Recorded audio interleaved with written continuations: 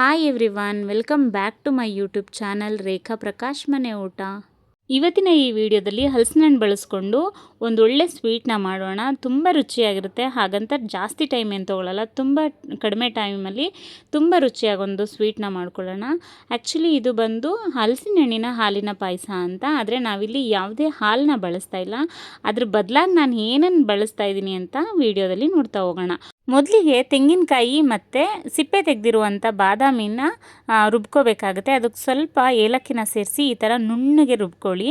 ಇದ್ರ ಜೊತೆಗೆ ಮತ್ತೇನು ಬೇಕು ಅಂದರೆ ಹಲಸಿನ ಹಣ್ಣು ಜೊತೆಗೆ ತುಪ್ಪ ಮತ್ತು ಡ್ರೈ ಫ್ರೂಟ್ಸು, ಇಷ್ಟೇ ಸಾಕಾಗುತ್ತೆ, ಬೇರೆ ಇನ್ನೇನು ಬೇಡ. ಮತ್ತು ಸಿಹಿಗೆ ತಕ್ಕಷ್ಟು ಸಕ್ಕರೆ, ನೀವು ಬೇಕಾದರೆ ಬೆಲ್ಲನೂ ಬಳಸ್ಬೋದು. ಬನ್ನಿ ಹಾಗಿದ್ರೆ ಹೇಗೆ ಮಾಡೋದು ನೋಡ್ಕೊಳ್ಳೋಣ. ಮೊದಲಿಗೆ ನಾನು ಡ್ರೈ ಫ್ರೂಟ್ಸ್ನ ತುಪ್ಪದಲ್ಲಿ ಫ್ರೈ ಮಾಡಿ ಸಪ್ರೇಟಾಗಿ ಎತ್ತಿಟ್ಕೊಂಡ್ಬಿಡ್ತೀನಿ.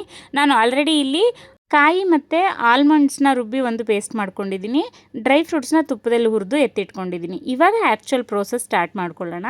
ಅದೇ ಪಾತ್ರೆಯಲ್ಲಿ ಸ್ವಲ್ಪ ತುಪ್ಪ ಇರುತ್ತಲ್ವ, ಅದಕ್ಕೆ ನಾವು ರುಬ್ಬಿರುವಂಥ ಮಿಶ್ರಣನ ಸೇರಿಸಿ ಅದಕ್ಕೆ ಸ್ವಲ್ಪ ನೀರನ್ನು ಹಾಕ್ಕೊಂಡು ನೀಟಾಗಿ ಆ ತುಪ್ಪದಲ್ಲಿ ಒಂಚೂರು ಕುದಿಯೋಕ್ಕೆ ಬಿಡಬೇಕು. ಆ್ಯಕ್ಚುಲಿ ತುಂಬ ಚೆನ್ನಾಗಿ ಫ್ಲೇವರ್ ಬರುತ್ತೆ ಆ ಥರ ಮಾಡೋದ್ರಿಂದ. ನೋಡಿ, ಈ ಥರ ನೀಟಾಗಿ ಮಿಕ್ಸ್ ಕೊಟ್ಬಿಟ್ಟು ಸ್ವಲ್ಪ ಕುದಿಯೋಕ್ಕೆ ಬಿಡಬೇಕು. ಇದು ತುಪ್ಪದ ಜೊತೆ ಕುದಿಯೋ ಅಷ್ಟರಲ್ಲಿ ನಾವು ಇವಾಗ ಜಾಕ್ ಫ್ರೂಟ್ನ ರುಬ್ಕೊಂಬರೋಣ.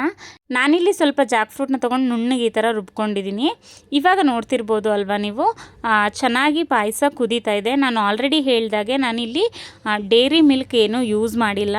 ತೆಂಗಿನ ತುರಿ ಮತ್ತು ಆಲ್ಮಂಡ್ಸ್ನ ನಾನು ನೀಟಾಗಿ ಗ್ರೈಂಡ್ ಮಾಡಿರೋದ್ರಿಂದ ಅದೇ ನಮಗೆ ಮಿಲ್ಕ್ ಥರ ವರ್ಕ್ ಆಗುತ್ತೆ ಇಲ್ಲಿ.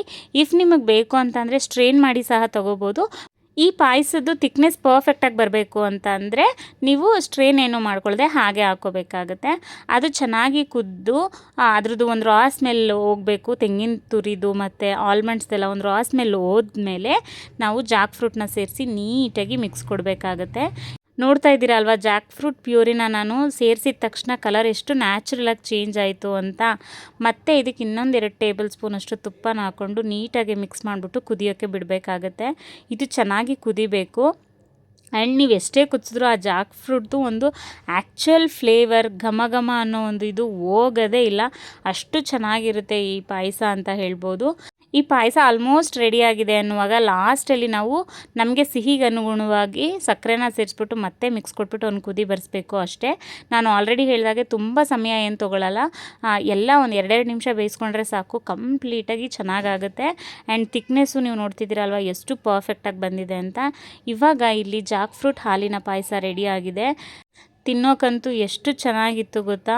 ನಿಜವಾಗ್ಲೂ ಆ ಜಾಕ್ ಫ್ರೂಟ್ದು ಫ್ಲೇವರು ಹೆವಿ ಅಂತಲೂ ಅನ್ನಿಸ್ತಾ ಇರಲಿಲ್ಲ, ಅಥವಾ ಜಾಕ್ ಫ್ರೂಟೇ ಹಾಕಿಲ್ಲ ಅನ್ನೋ ಥರನೂ ಅನಿಸ್ತಿರಲಿಲ್ಲ. ಎಷ್ಟು ಪರ್ಫೆಕ್ಟಾಗಿ ಎಷ್ಟು ನೀಟಾಗಿತ್ತು ಗೊತ್ತಾ, ತುಂಬ ಅಂದರೆ ತುಂಬ ಚೆನ್ನಾಗಿತ್ತು. ಸೊ ಇದಾಗಿತ್ತು ಇವತ್ತಿನ ಸ್ಪೆಷಲ್ ರೆಸಿಪಿ. ಯಾರೆಲ್ಲ ನನ್ನ ಚಾನಲ್ನ ಇನ್ನೂ ಸಬ್ಸ್ಕ್ರೈಬ್ ಮಾಡ್ಕೊಳ್ದಲ್ಲೇ ನೋಡ್ತಾ ಇದ್ದೀರಾ, ಪ್ಲೀಸ್ ಒಂದು ಸಬ್ಸ್ಕ್ರೈಬ್ ಮಾಡ್ಕೊಂಡು ನೋಡಿ. ಹಾಗೆ ಈ ವಿಡಿಯೋ ನಿಮ್ಗೆ ಇಷ್ಟ ಆಗಿದರೆ ದಯವಿಟ್ಟು ಲೈಕ್ ಮಾಡಿ, ಶೇರ್ ಮಾಡಿ, ಹಾಗೆ ಕಾಮೆಂಟ್ ಮಾಡಿ.